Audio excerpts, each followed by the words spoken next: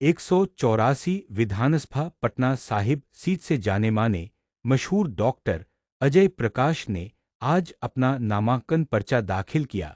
नामांकन के बाद मीडिया से बातचीत में उन्होंने कहा कि इस बार जनता भारी बहुमत से उन्हें विजयी बनाएगी। डॉक्टर अजय प्रकाश ने कहा, मैं पटना का बेटा हूं, जनता का चहेता हूं, समाज में बदलाव लाने के लिए मैं वर्षों से लगातार जनहित कार्यक्रमों के माध्यम से काम करता आया हूं।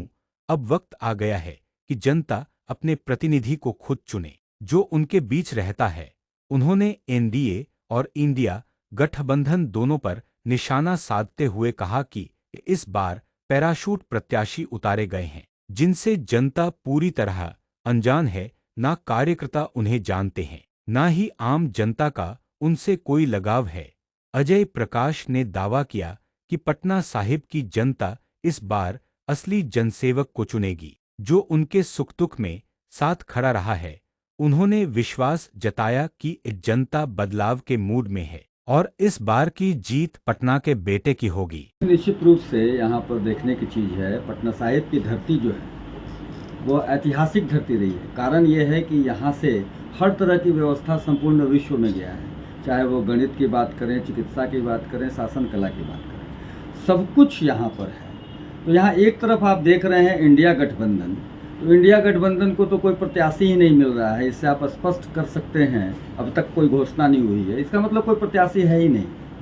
दूसरा एनडीए गठबंधन की बात करते हैं तो एनडीए गठबंधन जो है वो पैरासूट से प्रत्याशी को लेकर के यहाँ पर चले आए हैं। वही तो सबसे बड़ी तकलीफ़ है, क्योंकि भाजपा का तो मैं दिल से नहीं और बचपन से ही मैं सब कुछ रहा हूँ, उसकी नीतियों का प्रशंसक रहा हूँ, परंतु इस चुनाव में उनकी नीति मुझे गड़बड़ नज़र आई पटना साहिब के लिए। तो निश्चित रूप से जहाँ पर नीति गड़बड़ होती है वहाँ पर कभी भी विकास नहीं हो सकता है।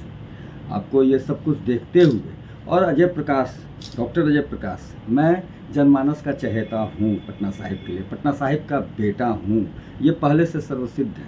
और हमारा जो छोटा वाला जो ये होता है, जनरेशन होता है, बच्चों का जनरेशन, या फिर बड़ों का, या फिर बुजुर्गों का, ये सभी में कैसे संस्कार की वृद्धि हो, कैसे सेवा भाव का अर्थ हो, इसके लिए मैं सामाजिक कार्यक्रम का लड़ी लगा देता हूँ। प्रत्येक वर्ष कुछ न कुछ उस तरह के कार्यक्रम होते हैं। तो जिस प्रकार समाज के अंदर बदलाव आ सके, हमारे बच्चे, हमारे बड़े, हमारे सभी के बीच में संस्कार आ सके, इसके लिए कार्य करता रहा। जी, आप लंबे समय से भाजपा के समर्पित नेता रहे हैं। भाजपा के एक और समर्पित प्रदेश कार्य समिति सदस्य पटना नगर निगम के महापौर के सुपुत्र शिशिर कुमार ने आज ही निर्दलीय प्रत्याशी के रूप में नामांकन का पर्चा भरा है। आपने भी निर्दलीय प्रत्याशी के रूप में नामांकन का पर्चा भरा है, तो क्या उम्मीद की जाए इस बार महागठबंधन और एनडीए के मुकाबले में इस बार निर्दलीय प्रत्याशी की भाग्य खुलने वाली है, या फिर त्रिकोणीय संघर्ष बनाने में आप लोग? निश्चित रूप से जब आप पैरासूट से किसी प्रत्याशी को उतारेंगे, एनडीए की बात, और निश्चित रूप से इंडिया गठबंधन का कोई प्रत्याशी है ही नहीं उनके नज़र में, नहीं तो अभी तक घोषणा हो गई रहती। तो फिर यह पटना साहिब की धरती, चंद्रगुप्त की धरती, वह चंद्रगुप्त जो संपूर्ण विश्व में 7 लाख गांवों के शासक थे, इसलिए उन्हें चक्रवर्ती सम्राट कहा जाता था। तो उस धरती का रग, हमारे रगों में वही खून है। मैं चंद्रगुप्त वंशज, निश्चित रूप से निर्दलीय प्रत्याशी के रूप में प्रचंड जीत इसलिए होगी क्योंकि इस धरती के बच्चे में ही, ये खून में ही ये है, और साथ ही साथ आपके कर्म भी उस पर निर्भर करते हैं। जी, इस क्षेत्र से 7 बार लगातार नंदकिशोर यादव ने जीत सुनिश्चित कर एक लंबी लकीर खींच दी है, और उन्हें इस बार टिकट से पैदल कर दिया गया है, जिसे लेकर भाजपा के जितने भी समर्पित कार्यकर्ता, उनमें काफ़ी रोष है। आप भी भाजपा के लंबे समय से समर्पित कार्यकर्ता रहे हैं, तो क्या जो भाजपा के कोर वोटर हैं उनको अपनी ओर खींचने में आप कितना कामयाब हो? निश्चित रूप से मैं भाजपा का कार्यकर्ता हूँ, मैंने भाजपा के लिए ही सब कुछ कार्य किया, और नीति पर ही कोई भी कार्यकर्ता किसी भी पार्टी से जुड़ता है। नीति मुझे बहुत अच्छी लगती है भाजपा की अभी भी, लेकिन यहाँ इस बार का चुनाव, और पटना, खासकर पटना साहिब का चुनाव, यहाँ नीति में मतभेद हो गया। तो निश्चित रूप से कुछ कार्यकर्ता ऐसे हैं जो इसमें चुनाव का मन बनाए, उसमें से मैं भी एक हूँ, और कुछ कार्यकर्ता ऐसे हैं जो घर में बैठने का कार्य करेंगे। आम जनमानस का कितना समर्थन? निश्चित रूप से जब कार्यकर्ता घर में बैठने का कार्य करेंगे तो आम जनमानस जिन प्रत्याशी को जानती ही नहीं है, अरे आम जनमानस क्या, कार्यकर्ता जिस प्रत्याशी को नहीं जानते हैं, वहाँ इस 15 दिन और 12 दिन के इस चुनावी समय में आप कितना बता पाइएगा। जनता भी बाहर निकलने में परेशानी होगी उन लोगों को वोट देने में, अगर वो एनडीए के समर्थक पूरी तरह से हैं तो। परंतु वही कार्यकर्ता इंतज़ार कर रहे थे। पिछले 2 दिनों से सैकड़ों कॉल्स भाजपा के कार्यकर्ताओं का मेरे पास आया कि हम लोग तो मुँहखुड़िए गिर गए हैं, क्या करें।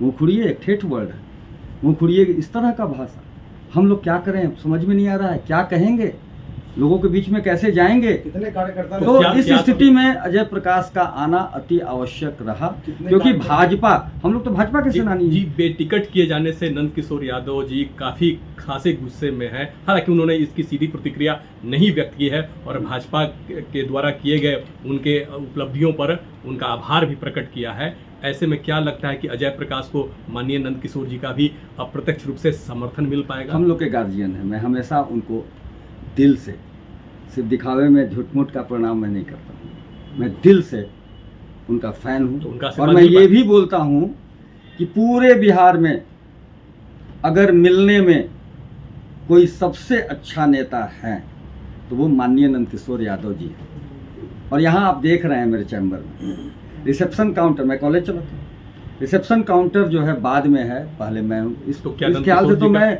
सभी जनमानस के बीच यहाँ भी का आशीर्वाद मिल सकेगा। और निश्चित रूप से संपूर्ण पटना साहिब के क्षेत्र में 40,000 पटना साहिब के जनमानस का चेहरा मुझे याद है, 10,000 लोगों का नाम मुझे याद है। इससे आप समझ सकते हैं कि कितनी बार मैं उन लोगों से मिला हूँ। तो वो गुण उनसे ही मैंने सीखा है।